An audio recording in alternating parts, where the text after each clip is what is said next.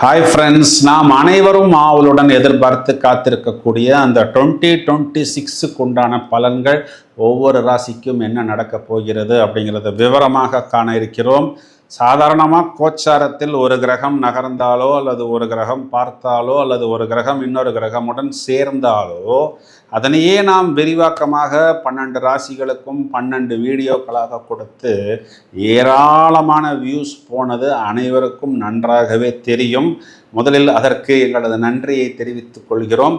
So இந்த 2026ங்கிற இந்த வருடத்தில் பொதுவாக எல்லாரும் என்ன சொல்லுவாங்க அப்படின்னா, குரு பயிற்சிக்கு முன் குரு பயிற்சிக்கு பின் அப்படிங்கிற மாதிரி 2 கட்டமாகத்தான் பலன்களை பிரிப்பார்கள்.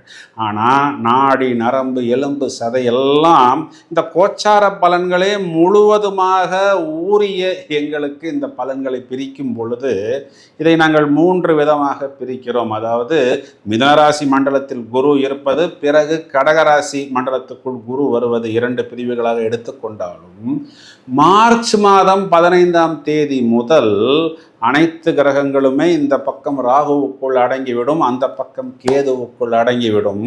மார்ச் 15 தேதி முதல் ஜூலை மாதம் 11 தேதி வரை கிட்டத்தட்ட 4 மாதங்கள் ராகு கேது அச்சுக்குள் தான் அனைத்து கிரகங்களுமே அடங்கும்.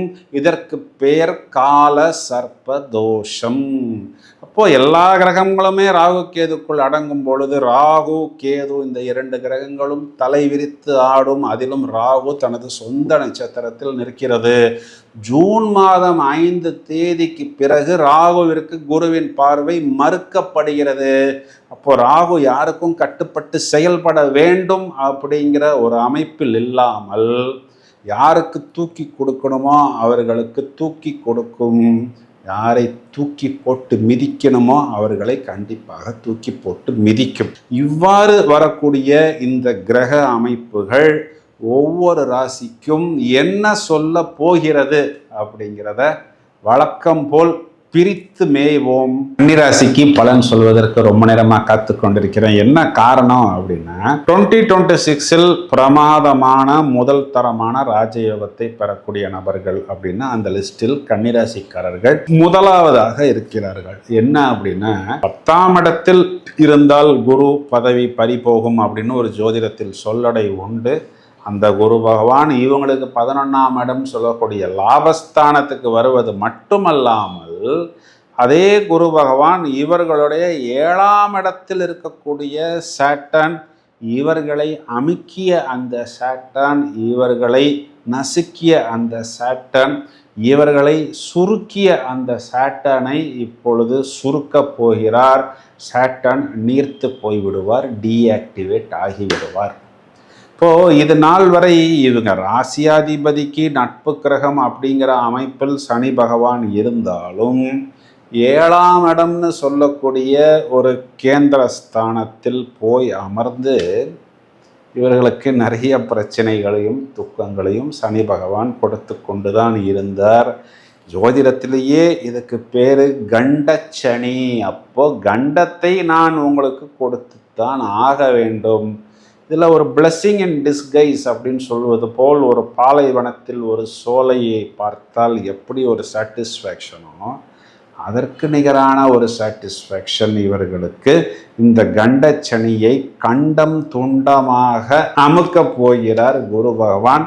அவரும் அதே நேரத்தில் 11ஆம் இடம் சொல்லக்கூடிய லாபத்துக்கு வருவது அப்படிங்கிறது ஒரே கல்லில் 2 மேங்கோ அடிப்பதற்கு நிகரான ராஜயோகம் அப்படின்னு சொல்லலாம். இப்போது இதற்கு முன்பு இவர்கள் நிறைய கண் கலங்கி இருந்தார்கள், துயரத்தில் இருந்தார்கள், இன்னமும் அப்படித்தான் இருந்து கொண்டிருக்கிறார்கள் அப்படின்னு சொல்வது தான் நிதர்சனமான உண்மை. அந்த 7ஆம் இடம் குறிகாட்டக்கூடிய உறவுகள் சம்பந்தப்பட்ட சிக்கல், திருமணம் ஆன பிறகு, திருமணத்துக்கு முன், திருமணத்துக்காக காத்திருந்து எதிர்பார்த்து ஒரு பெரிய கிணத்துலேயோ இல்லை ஒரு பெரிய குளத்திலேயோ போய் குதித்தது போல் இவர்களாகவே சிக்கி கொண்டார்கள்.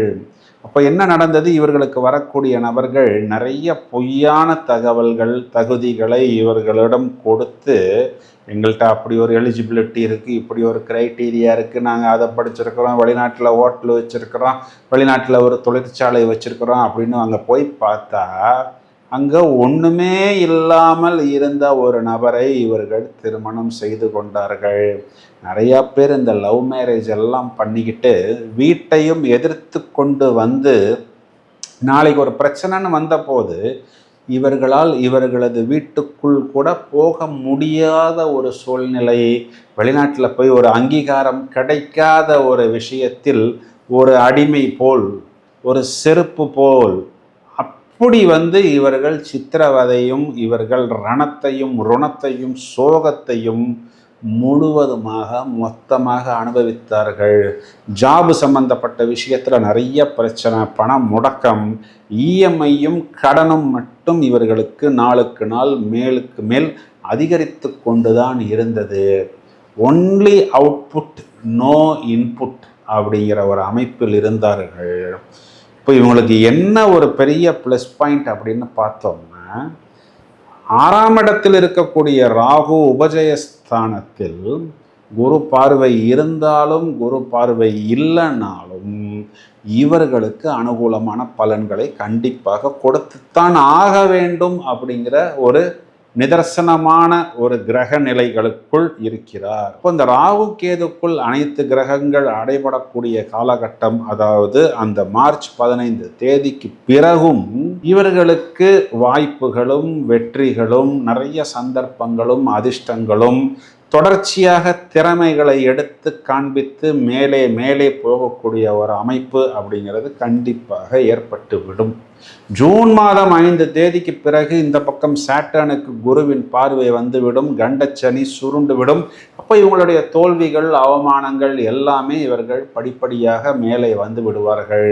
இந்த பக்கம் இவர்களுக்கு புதன் சுக்கிரன் கொடுக்க வேண்டிய சுபயோகங்கள் எல்லாமே இந்த ஏப்ரல் மாதத்தில் சுக்கிரன் உச்சமடையும் போது, ஜூன் ஜூலை மாதங்கள் சுக்கிரன் புதன் சொந்த வீடுகளில் ஆட்சி பலம் பெறும் பொழுதும், பிறகு 11ஆம் இடம் லாபஸ்தானத்துக்கு வந்த பிறகு ஜூன் மாதத்துக்கு பிறகு குரு பகவான் லாபஸ்தானத்தில் வந்து இவர்களுடைய 3ஆம் இடம், 5ஆம் இடம், 7ஆம் இடத்தை பார்க்கும் பொழுது வாய்ப்புகள், வசதிகள், வெற்றிகள் மேலும் மேலும் இவர்களுக்கு கூடி வரக்கூடிய சூழ்நிலை.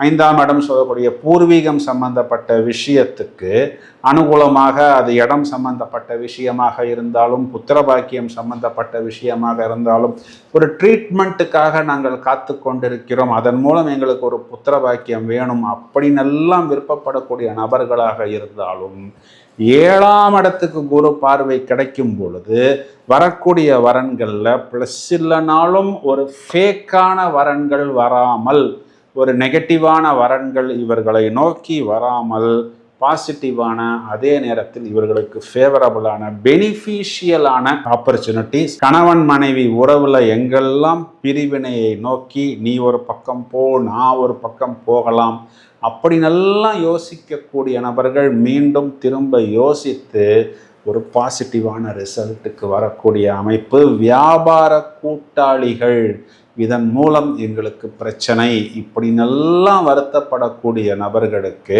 திரும்பவும் அந்த வியாபாரத்தில் ஒரு பாசிட்டிவான, ஒரு ப்ராக்ரெசிவான பயணம் அப்படிங்கிறது கண்டிப்பாக ஏற்படக்கூடிய அமைப்பு. வருடத்தின் கடைசியில் ராகு பகவான் இவர்களுக்கு 5ஆம் இடம்னு சொல்லக்கூடிய மகர ராசியை நோக்கி பயணிக்கக்கூடிய இது காலகட்டங்களில் உச்சகுருவின் பார்வை ராகுவின் மேல் வந்து விழும். அந்த காலகட்டங்களில் இவங்களுடைய குழந்தைகளுக்கு குறிப்பாக வெளிநாட்டு தொடர்பில் ஒரு பிரமாதமான ஜாக்பாட் என்பது ஏற்பட்டுவிடும். ஏன்னா பேரலாக இந்த பக்கம் 11th ஹவுஸ்ன்னு சொல்லக்கூடிய ஹவுஸ் ஆஃப் ப்ராஃபிட்டில் கேது பகவான் வந்து அமர்ந்து விடுவார். ஸோ ரொம்ப நாளைக்கு அப்புறம் கன்னிராசிக்காரர்களுக்கு இந்த 2026 ஒரு பிரமாதமான ஜாக்பாட். தலைவிரித்து ஆடக்கூடிய இந்த ராகு பகவான் முதல் தரமான ராஜயோகத்தை உபஜயஸ்தானம்னு சொல்லக்கூடிய 6ஆம் இடத்தில் அமர்ந்து கன்னிராசிக்காரர்களுக்கு வாரி வழங்குவதற்கு தயாராக இருக்கிறார். அனைத்து விஷயங்களும் அனுகூலமான அமைப்பு என்பது கண்டிப்பாக ஏற்படும். இந்த பதிவை உங்களது நண்பர்களுக்கும் உறவினர்களுக்கும் ஷேர் செய்யுங்கள். தொடர்ந்து இணைப்பில் இருங்கள். ஒவ்வொரு சின்ன சின்ன மூமெண்ட்டுக்கும் கூட நாங்கள் இன்னும் மேலும் நிறைய வீடியோஸ் தயார் செய்து கொண்டிருக்கிறோம். Thank you friends.